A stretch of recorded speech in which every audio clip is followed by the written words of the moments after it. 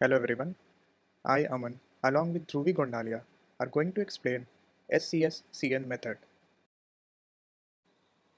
Let's talk about the problem. So is there some way we can quantify the measurement of runoff volume after precipitation within the approximations of engineering limits? Or the other way around, how can we measure the rainfall abstractions from storm rainfall? In the year 1969, Soil Conservation Service developed a method for computing abstractions for storm rainfall. The method they developed could estimate direct runoff depth based on storm rainfall depth. One of the good parts of this method is that it relies on only one parameter, which is the curve number, which we'll look later in the upcoming slides. Due to its simplicity, stability, and predictability, this method was widely adopted in USA and in many other countries for the estimation of runoff. The SCS-CN method is based on the water balance equation of the rainfall for a given interval of time delta t. So it can be represented as P is equal to IA plus F plus Q. In this equation, P is the total precipitation, IA is the initial abstraction, F is the cumulative infiltration, and Q is the direct surface runoff as mentioned here. So what happens is that when rainfall occurs, certain amount of water gets absorbed into the ground as IA. So as you can see in this hydrograph, this blue line represents the losses. Thus, with the increase in time, the losses decreases. Thus, when there is initial infiltration, there is no runoff. Once Fa gets satisfied, that is a cumulative infiltration, that once gets satisfied, runoff starts automatically with time and thus Fa decreases. So this becomes the effective rainfall thereby that lies above the losses line. Hence, we can conclude from this that rain runoff starts only when these losses are satisfied. In this method, there is a hypothesis or we can say an assumption that the ratio of direct runoff by the maximum potential runoff, that is P minus IA, is equal to the actual retention of the catchment divided by the potential retention of the catchment. So let's number this equation as 2. F is equal to QS upon P minus IA. So substituting the value of this in equation 1, that is P is equal to IA plus F plus Q, we can write it as P is equal to IA plus QS upon P minus IA plus Q. Side we can write P minus IA is equal to Q into S upon P minus IA plus 1. So from this we get the equation that Q is equal to P minus IA square upon P minus IA plus S. The second concept is that the amount of initial abstraction, that is IA, is directly proportional to the potential maximum retention, that is represented by S. So we can write the relation between these two as IA is equal to lambda S. Substituting this IA into the equation for the depth of runoff, we get Q is equal to P minus lambda S the whole square upon P plus 1 minus lambda S. So also note that this equation is valid only when P is greater than lambda S. So when the condition exists as P is less than lambda or less than or equal to lambda S, we take Q is equal to 0. Further, like for operation purposes, we usually take delta T is equal to 1 day. And so P gives the daily rainfall and Q gives the daily runoff from the catchment. As discussed earlier, the parameter S represents the potential maximum retention of the catchment, which in turn depends on the soil, vegetation, land use, and other such characteristics of the catchment. So, for convenience, SCS represented this S in terms of a curve number, which is a dimensionless quantity.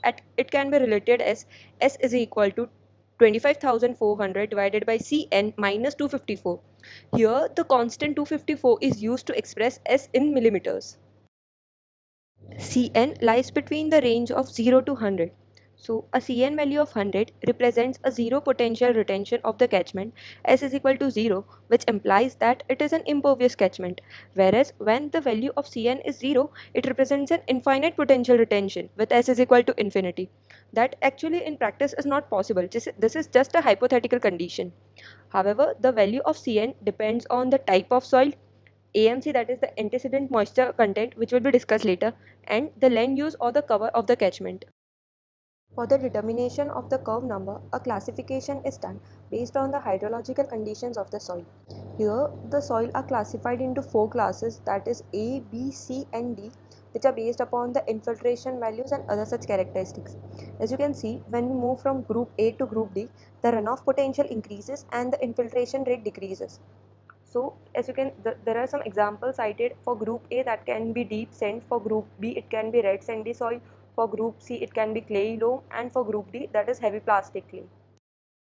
Now moving on to another factor which determines the curve number, that is antecedent moisture content. It refers to the moisture content that is present in the soil at the beginning of the rainfall runoff event that is under consideration.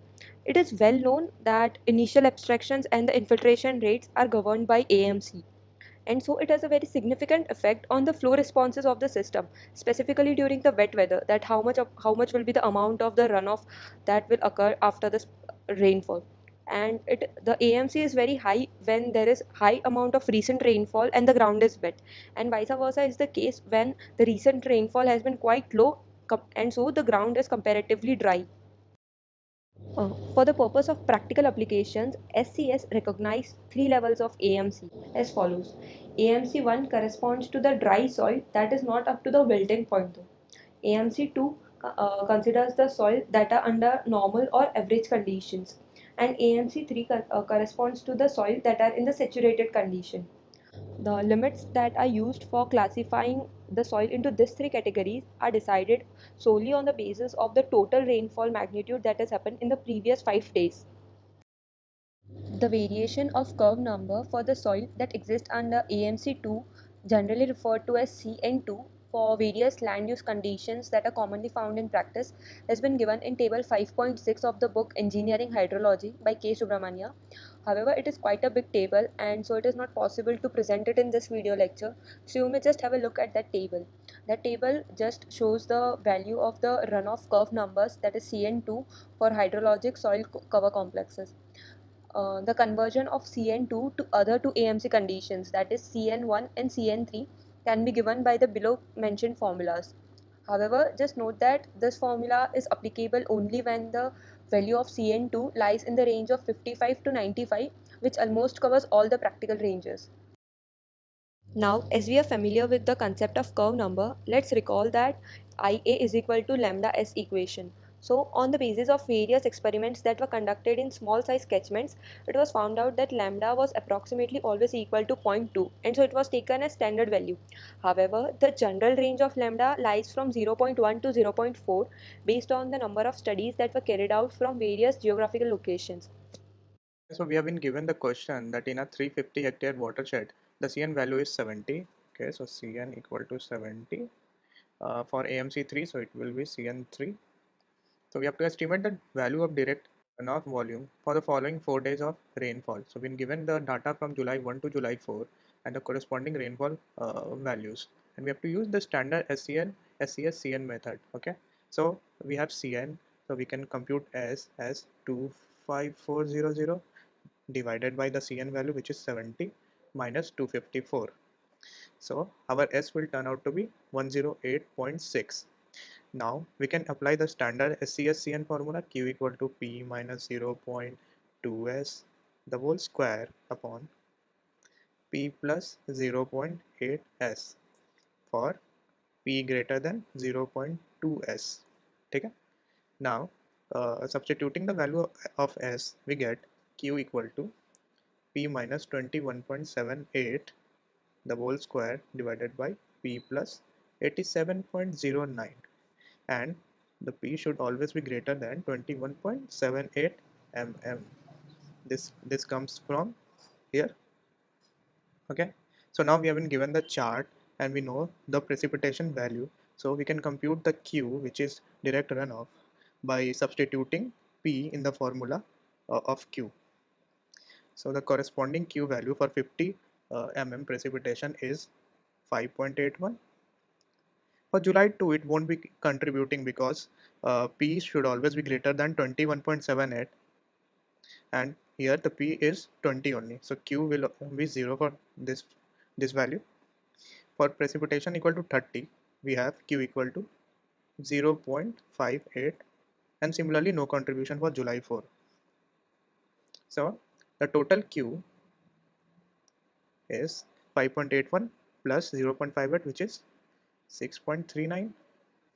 Now we can compute the total runoff volume VR over the catchment by multiplying area of the catchment, which is 350 hectares, and I convert into terms of meter square by multiplying 10 to the power 4 with it, multiply by depth, which is 6.39, depth of the runoff divided by 1000 to convert into meter cube for volume. Now VR turns out to be 22,365 meter cube. This is our final answer. This is our unsolved question. Please have a look at it.